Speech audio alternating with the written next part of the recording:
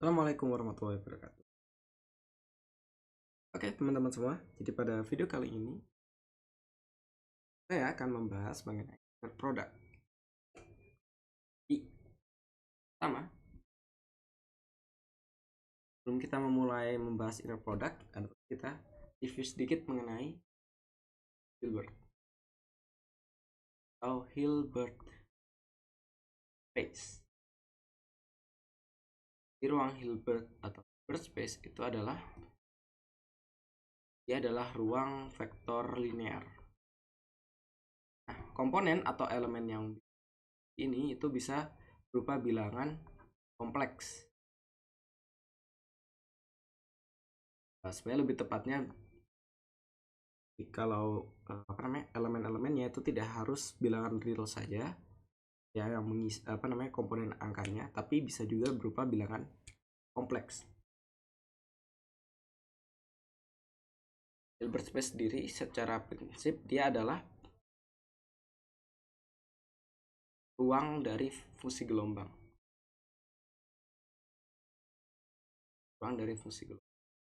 Jadi fungsi gelombang atau solusi persamaan Schrödinger itu akan menempati ruang Hilbert. Dari fungsi gelombang ini sendiri kan kita bisa nyatakan juga semua gelombang gitu ya. Kita bisa nyatakan sebagai apa? Sebagai superposisi di basis. Nah, pada Hilbert space ini itu tidak memiliki patokan pasti basisnya harus apa. Jadi basis di sini itu lebih bisa dibilang cukup variatif gitu. Dia bisa berupa vektor biasa. Kalau misal kita sudah tahu keadaannya itu adalah ortonormal, misalkan keadaan pembentuknya itu adalah ortonormal, maka kita bisa men-treat mereka selayaknya vektor biasa, vektor misalkan di Kartesian. Di basis sini juga bisa berupa sin atau cos, atau mungkin dan juga berupa sin dan cos kan bisa kita nyatakan juga sebagai misalkan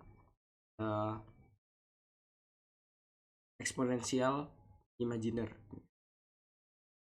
eksponensial natural.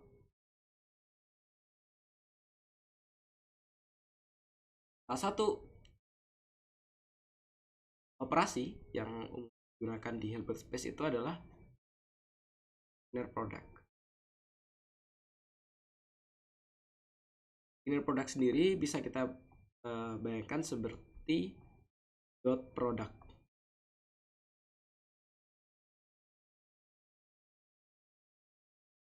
Dot product. Secara prinsip di Hilbert space dot product itu misalkan kita punya dua keadaan I dan phi ini. Nah, secara interaksinya nanti itu adalah yang si ini kalikan dengan phi. Jadi salah satu sifat dari inner product di Hilbert space itu adalah kalau kita balik sekarang phi terus si, maka hasilnya adalah sama dengan si lalu phi, tapi kita konjugatkan. Ini adalah sifat dari di Hilbert space. Inner product di Hilbert space didefinisikan sebagai berikut. Nah,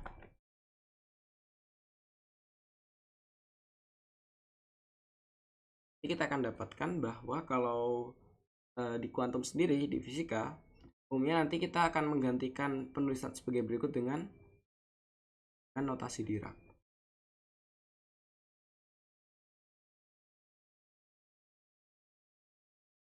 Oke, lanjut. Kemudian apa itu notasi? Apa itu notasi Dirac? Notasi Dirac itu secara prinsip itu adalah notasi yang sebenarnya untuk memudahkan kita dalam menggambarkan keadaan sistem dan misalkan menuliskan sebagai contoh inner product atau mungkin juga ada outer product.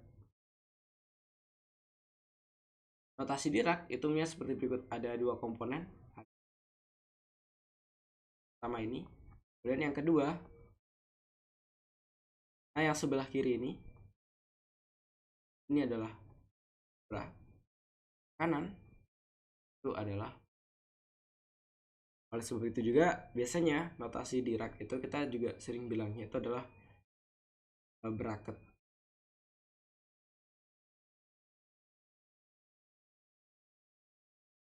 Oke. Nah, tapi apa sih maksud dari bra dan ket ini? Di keadaan ket itu ibaratnya kan adalah keadaan yang ditempati oleh sistem ya. Ini kita sebutnya sebagai ket space. Nah, kalau yang ini atau bra ini adalah dual dari ket space.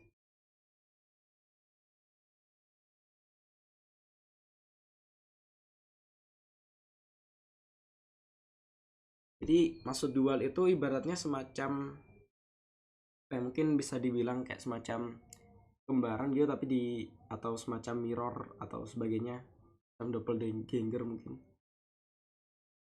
Nah, hubungan antara ket dan bra ini sendiri adalah bahwa tiap ket space gitu ya, tiap ket state ya, tiap ket ini, keadaan ket ini itu memiliki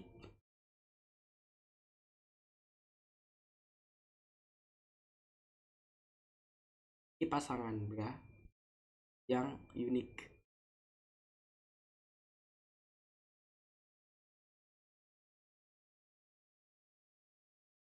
Nah, inner product sendiri nantinya, inner product ya, kalau inner productnya sendiri nanti kalau menggunakan notasi Dirac gitu, inner productnya kalau kita menggunakan notasi Dirac kita akan misalkan sebagai berikut.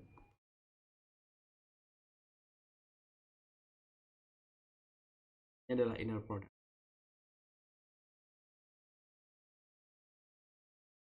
Oh iya, hubungan dari ket dan bra ini sendiri itu juga bisa dinyatakan sebagai bahwa bra ini itu terkait dengan apa?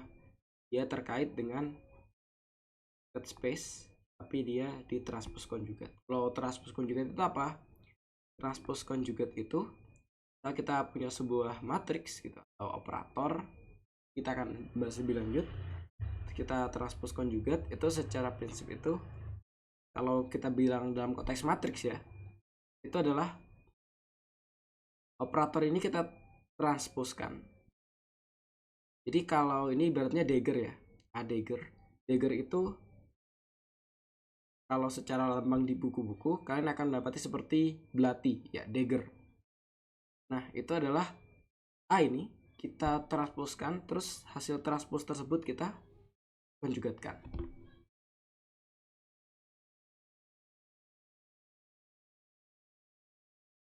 Nah, di inner product sendiri itu sifatnya adalah linear, dalam artian kalau kita punya misalkan C, terus sebagai contoh A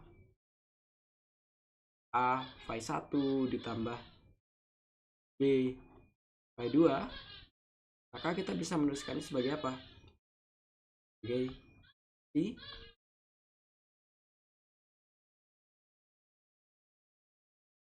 A phi 1 ditambah C B phi 2. Kemudian dia punya sifat juga bahwa yang komen di sini itu kan cuman skalar. Skalar kan kalau kita bayangkan kalau kita punya sebuah vektor kartesian di sebuah di ruang kartesian ini ya. Kan skalar itu ibaratnya hanya menskalakan. Namanya juga skalar gitu. Dia menskalakan. Kan? Maka karena dia hanya menskalakan kita bisa keluarkan gitu. Kita bisa keluarkan menjadi A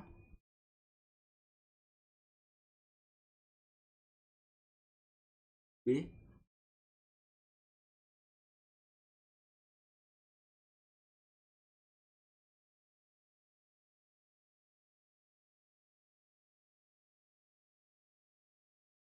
Namun perlu dipahami adalah hal ini tuh tidak langsung berlaku sebaliknya.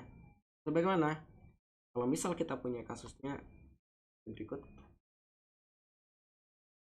A1 ditambah B2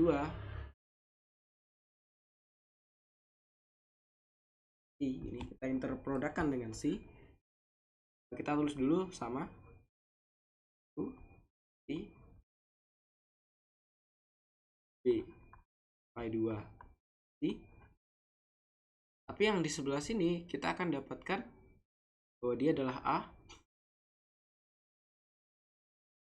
A1 I ditambah B.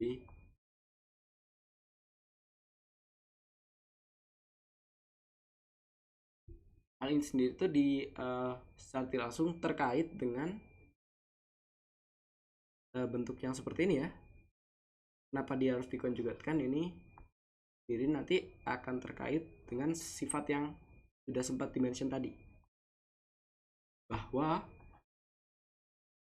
C phi itu akan sama dengan phi di inner produkkan dengan C, tapi hasilnya harus kita kompleks konjugatkan.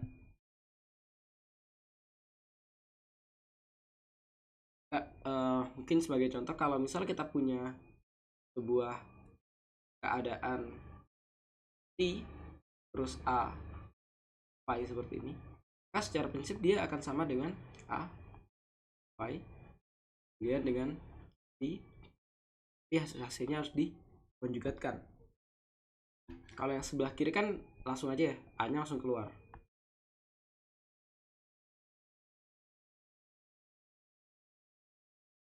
Jadi anggap kita belum tahu bagaimana kalau dia harus keluar tuh hasilnya seperti apa, apakah dia harus konjugat atau tidak. Maka kita bisa misalkan bahwa kalau kita keluarkan skalar A ini, kita akan dapatkan sebuah skalar baru yaitu A aksen. A aksen kalikan dengan phi D terus dikonjugatkan. Dia bentuk ini kita akan dapatkan dia adalah A phi.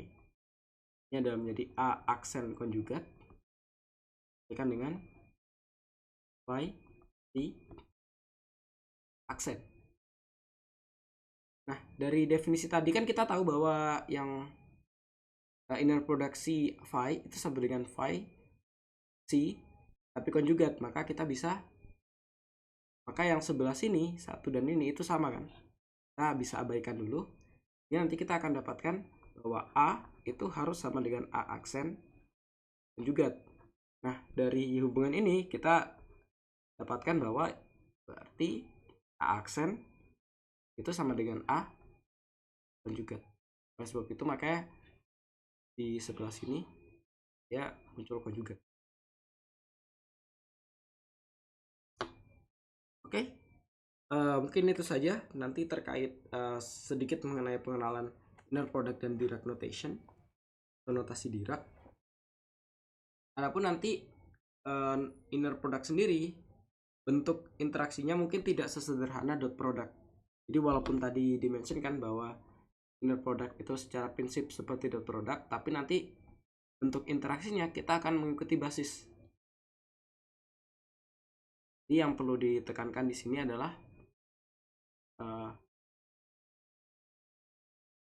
operasi dari inner product, bentuk operasinya itu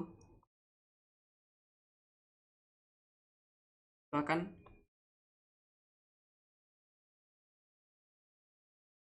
mengikuti basis yang dipilih, basis yang digunakan. Jadi maksudnya basis itu apa? Kalau kita di ruang vektor seperti biasa, atau istilah kita sebutnya matriks gitu, apa discrete ya, di basis yang tipenya itu discrete seperti matriks dan sebagainya, itu tentu akan berbeda dengan misalkan kita basisnya adalah sebuah basis kontinu, yaitu seperti fungsi seperti sin, cos, kemudian eksponensial, maka nanti operasi inner productnya juga akan berbeda. Tapi secara prinsip dia tetap memiliki prinsip yang sama. sifat-sifatnya juga akan tetap sama, tapi tentu bagaimana bentuk operasinya itu akan bergantung pada basis yang kita pilih. Oke, sekian video kali ini, semoga bisa dipahami. Sampai jumpa di video berikutnya.